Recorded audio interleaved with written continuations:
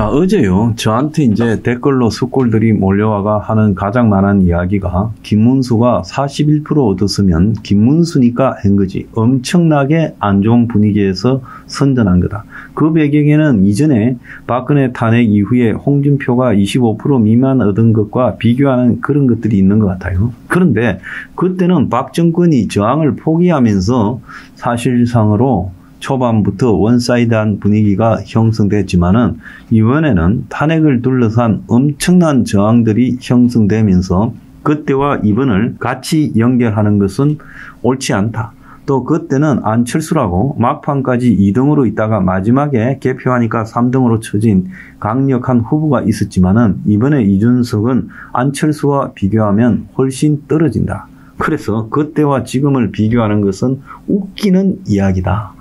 지금 김문수 낸다고 바람잡던 많은 사람들이 41% 얻은 게 어디냐고 이제 또 입장을 바꿔서 그럽니다. 그러면 처음부터 이번에는 이기기는 어렵고 선전을 해서 최대한 득표율을 올려야 된다고 해야지 골든 크로스 이루어졌고 이긴다라고 선동하던 자들이 지고 나니까 41%가 어디냐 40%가 넘은 게 어디냐 이렇게 하고 있는데 좀 웃겨요.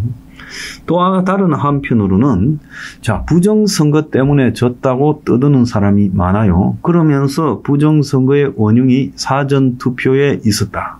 이렇게 또 이야기합니다.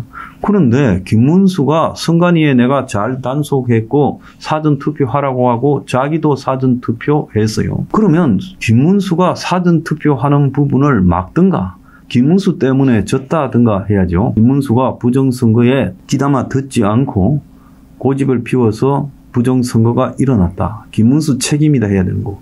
그리고 또 김문수가 패배를 갖다가 승복했잖아요. 그럼 부정선거 말하는 사람 주장대로라면 김문수가 승복하지 말고 부정선거로 졌으니까 불복이다. 승복 못한다 해야죠. 실제 김문수가 선거 막판에 그런 말도 했지요. 자, 그런데 그가 승복하고 있습니다. 그러면 나한테 와서 지랄할 게 아니라 내가 부정선거 부정한다고 김문수한테 가서 부정선거를 승복한 김문수가 당대표 하려 하는데 좀 이따 이야기하겠지만 그거요. 김문수 정계 은퇴하라고 해야 되고 사전투표한 김문수를 규탄한다고 이렇게 말해야 앞뒤가 맞는 거 아닙니까? 정말 가짠타라고 생각을 합니다. 김문수가 될 거라고 막판까지 철석같이 믿으면서 김문수가 사전투표할 때 아무 말도 안 하고 그렇게 와놓고 그래서 이기면 부정선거 아니고 지면 부정선거가 되는 겁니까? 정말 정신이 나가도 보통 나간 것들이 아니다 라는 생각이 들어요. 너가 진짜 부정선거가 맞다면 부정선거의 원흉은요. 사전투표하고 대선 부정선거 했음에도 승복한 김문수한테 원인이 있는 거고 김문수한테 먼저 몰려가가지고 정계 은퇴라 해야 되는 거 아닙니까? 지금 웃기는 이야기는 김문수가요. 역사적인 큰 죄를 지었다고 해단식에서 엎드려서 절해놓고요. 곧바로요. 지금 국힘의 힘을 갖다가 뭐라고 했습니다.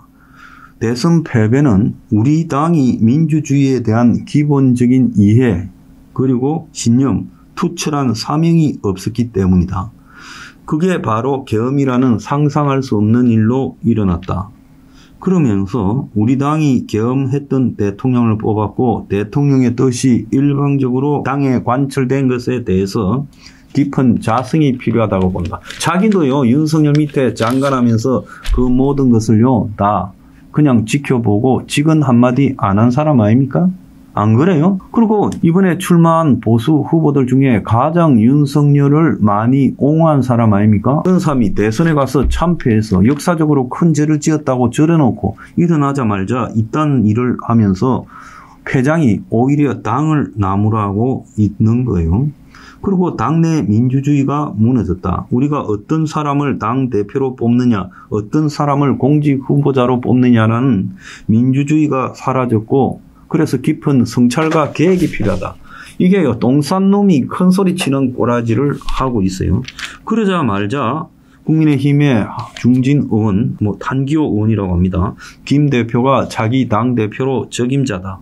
이런 글을 공유하고 또 김재원이는 자기 페이스북에 매우 기이하게도 김문수가 오늘 당에 오기 전에 아침에 관악산에 올라가 가지고 지금 운동 중이다.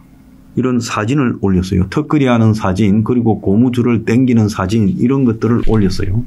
아니, 대선에 져서 지금 모든 보수 지지자들이 우울증에 걸리고 널브러져 있는데 자기는요, 대선 지고 그 다음날 아침에 관악산에 올라가가지고 턱걸이하고 고무 루프를 해요. 이거 어떻게 해석해야 되는 겁니까? 그리고는 당에 와서 역사적 큰 죄를 지었다 해놓고는, 큰 죄를 해놓고는 일어나서 당을 나무라고 자빠졌어요. 그래서 이거는요, 대선 끝나자마자 김문수가 당권을 장악하겠다. 그래서 다음 대선에 한 번 더 나가겠다. 김문수가 나이가 74세니까 내가 79세 때 대선 도전해도 충분할 만한 건강을 가지고 있다. 이걸 보이려고 나 안 죽었다. 아침에 등산하는 모습을 약간 정상이 아닌 비서실장 김정은이를 통해 가지고 사진을 페이스북에 올리게 한 거 아니겠습니까? 이런 모습을 바라보면서 저 사람이 정말 정상이다라고 생각할 수 있어요? 한동훈계가 김문수부터 또 지금 지평도 다 물러나라 할 참에 김문수가 오히려 선방으로 턱걸이를 하고 당을 나무랬어요.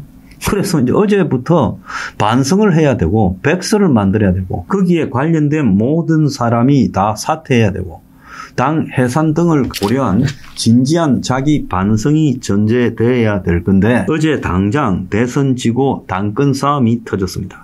이 와중에 하와이 홍은요, 자기 일 말고는 비교적 객관적으로 나무라는 하와이 홍이 또 한마디 했습니다.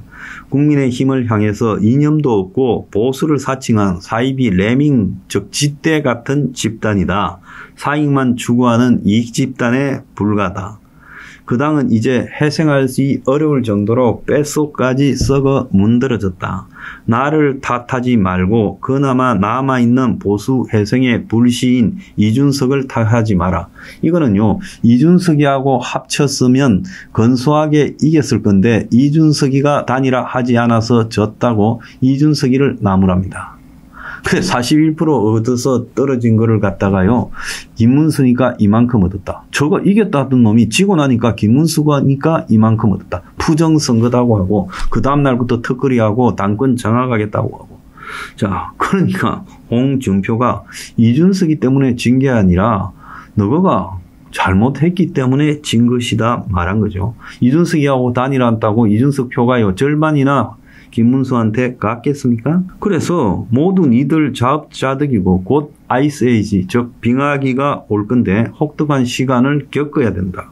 2017년 박근혜 탄핵 때 당 지지율이 4%로 폭락했을 때 임명진 비대위원장이 창원으로 내려와 당을 살려야 한다고 종용해 자기가 지사를 그만두고 대선에 출마했다. 그때는 당 지지율이 4%였는데 이번에는 당 지지율이 훨씬 높았잖아요. 그래서 대선 패배가 불을 보듯이 명확한 상황에서도 아무도 도와주지 않았다. 대선 자금 집행도 문재인 안철수보다 100억이나 더 적은 지출을 하고도 24%를 얻어 당의 맥맥을 잇게 했다. 그렇게 살린 당의 국회의원 선거 공천도 받지 못하고 서울 무소속보다 더 어려운 대구 무소속으로 출마했는데 1년 동안 복당도 안 시켜줬다. 뒤늦게 복당했지만은 윤이 이미 당을 괴멸시켜놨다. 2021년 대선 경선에서 윤석열에게 국민 지지율을 10.27%나 이겼음에도 불구하고 쌍군과 당내 기득권 신천지를 동원한 당원 투표에 패배했다. 사기 경선이었다 말하면서 이번에는 당 지지율이 37%였는데 김문수가 41% 얻은 거하고 당 지지율이 4%였는데 내가 24% 얻은 거하고 똑같은 상황이냐? 이렇게 홍이 나무랬어요. 적어도 홍의 이 말만은 옳은 측면도 있다는 거예요. 그래서 김문수가 대선 때까지는 윤에 대해서 단절하지 않고 옹호적인 이야기를 하고 윤을 쫓아낸 거는 자기가 아니고 김용태인 척 하더만은, 자, 대선이 딱 끝나고 나니까 그날 새벽부터 윤이 매우 부적절한 수단을 썼다 이러면서 당이 성찰해야 된다고 했어요. 네, 이 사람 아닌 줄은 알았지만은 이제 얼굴도 두꺼운 것 같습니다. 김문수요, 꼼수 뿌리지 말고 정계 은퇴하세요. 꼼수 문수 정신 차려.